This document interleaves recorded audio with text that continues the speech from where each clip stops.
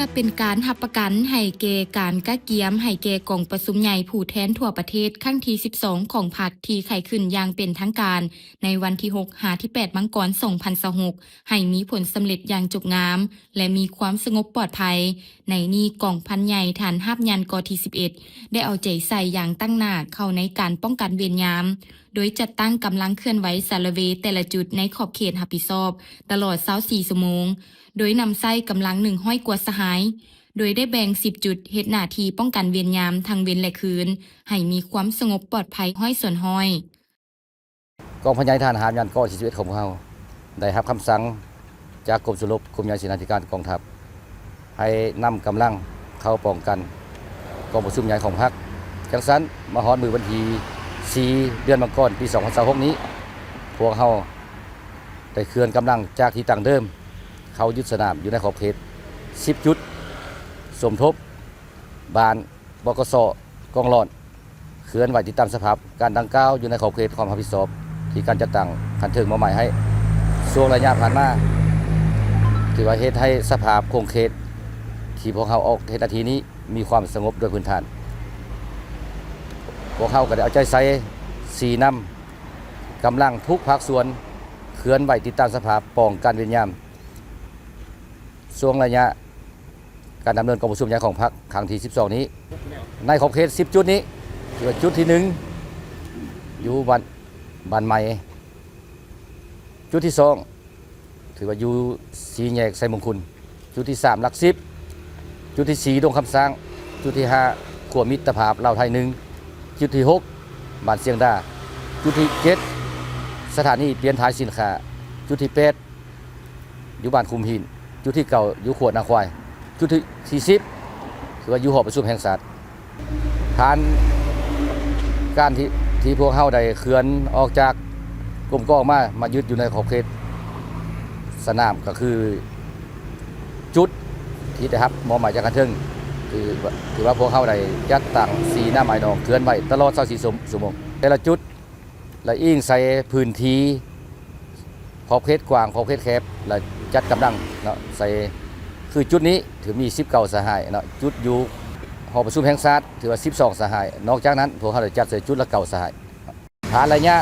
ที่พวกเขามายึดอยู่ในขอบเขตนี้แต่วันที่4มาถึงปัจจุบันนี้ถือพื้นฐานขอบเขตความรับผิดชอบของพวกเขามีความสงบโดยพื้นฐานสหายห้อยเอกสมปองเทียงธรรมหัวหน้าหมู่ป้องกันจุดศูนย์บรรษาเขตบ้านเสียงดาได้ให้สัมภาษณ์ว่าภายหลังได้รับคำสั่งจากคณะพักคณะบรรษาก็คือกระทรวงป้องกันประเทศในการเพิ่มทวีเวียกงานป้องกันเฮ็ดให้สภาพมีความสงบปลอดภัยได้ถือเอาเนื้อในจิตใจดังกล่าวมาสร้างเป็นแผนการเคลื่อนไหวเวียกงานแต่ละด้านอย่างละเอียดพร้อมทั้งชี้นำพาบรรดากลุ่มกองและมอบหมายให้กำลังไอ้น้องจัดตั้งปฏิบัติอย่างเข้มงวดเขาเอกสมปองเทียงธรรมหัวหน้าหมู่ป้องกันศูนย์บรรษาเขตบ้านเสียงดาการจะตั้งปฏิบัติแม่นเฮาแบ่งเป็นจุเคลื่อนไหวตะละเวเป็นจุ33พันการนี้ที่ป้องกันเวรยามหรือว่าเคลื่อนไหวตะละเวขอบเขตที่เฮา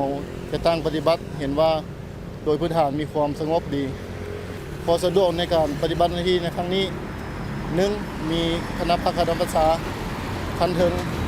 ในสิทธิแทบแนะนำเวียกเป็นประจำ2พนักงานทั้ง6ภายในหมู่มีความเข้าใจและเคยผ่านเวียกงานการป้องกันมาแล้ว3อำนาจการปกครองประชาชนขอบเขตรับผิดชอบมีความเข้าใจและให้การร่วมมือสู่ช่วยเหลือเป็นอย่างดีไปพร้อมกันนี้คณะพักคณะบรรษากองพันใหญ่279กแมนกลมกอง1ได้ชี้นำพากำลังป้องกันเวรยามกองประชุมใหญ่ผู้แทนทั่วประเทศครั้งที่ 12 ของพรรคโดยนำใส่กำลัง100 กว่าสหายแบ่งเป็น7จุดรับผิดชอบเห็นได้ว่ากำลังไอ้น้องป้องกันเวรยามแม่นเห็นได้มีความตื่นตัวห่าวหันในการเฮ็ดหน้าที่ของตนเห็นให้สภาพขอบเขตรับผิดชอบมีความสงบโดยพื้นฐานสหายพันเอกบุญปอไสวงศาหัวหน้าการทหารกองพันใหญ่279ได้ให้ฮู้ว่าใหญ่279ของเฮาแต่มันมีอยู่3หน้าที่ใหญ่1นั่นน่ะรับใช้พิธีเปิดปิดโดยเฉพาะมันนักเสพกองพัน794 2นั่นน่ะกำลังลงก่อสร้างอาคารการเมืองจำนวน18หมู่บ้าน เพื่อเก็บกำกลุ่มคนบ่ดีตีลี่ซ้อนโตอยู่บรรดาหมู่บ้านขอบเขตกลุ่มกองรับผิดชอบ3แม่นกำลังป้องกันอยู่แต่ละจุดและการเคลื่อนไหวลาดตระเวนเขตตัวเมืองและการป้องกันเป็นยามของพันใหญ่279ของเฮารับผิดชอบอยู่7จุดการป้องกัน1นี่หอประชุมแห่งชาติ2จัดตั้งศูนย์กลางละ6 3โรงแรมราชวงศ์4โรงแรม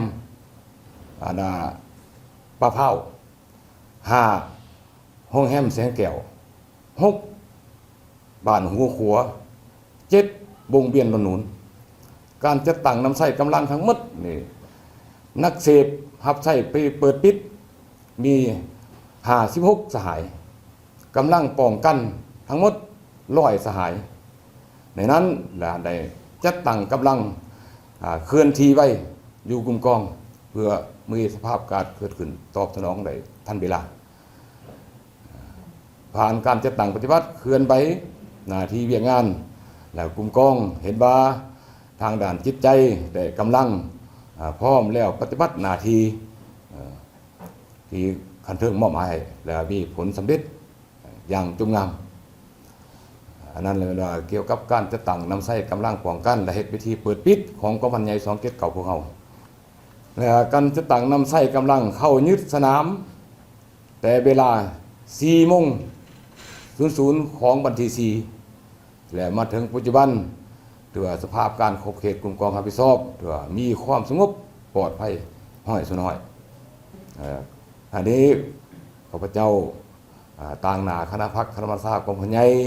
ขออวยพรใส่อันประเสริฐมายังการนำพรรครัฐจงมีสุขภาพแข็งแรงสืบต่อนำพาประเทศชาติของพวกเราเก่าขึ้นอวยพรแด่กองประชุมใหญ่ครั้งที่12ของพรรคประชาชนปฏิวัติจงประสบผลสำเร็จตามแผนการอวยพรการนำกระทรวงป้องกันประเทศจงมีสุขภาพแข็งแรงสืบต่อสีนำกองทัพประชาชนเราก้าวขึ้นเป็นกองทัพทันสมัยขอขอบใจเฮาพันตรีแสงสักดาแกนดงศรีหน้าที่รับผิดชอบแล้วแม่นเฮากำลังกองห้อยมีหน้าที่มาป้องกันกองประชุมใหญ่พรรคพื้นที่ลาวครั้งที่12จุดเฉพาะเฮาป้องกันแล้วแม่นอยู่วงเวียนดอนนูนระยะผ่านมาที่เฮาป้องกันมานี้แล้วแม่นสภาพปกติบ่มีหยังสภาพเฉพาะข้อสะดวกที่เฮามานี้แล้วแม่นว่าเกี่ยวกับไอ้น้องที่เฮานี่ได้เคลื่อนไหวบ่มีสภาพนั้นเกิดขึ้นและทางบ้านก็มีการ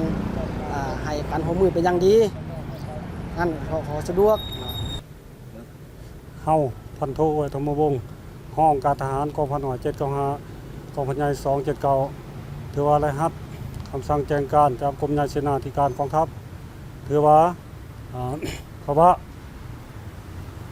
พร้อมเตรียมพร้อมสรุปขึ้นสู่ภาวะครบถ้วนถือว่าได้เฮาสร้างแผนการและนำกำลังกองพันหน่วย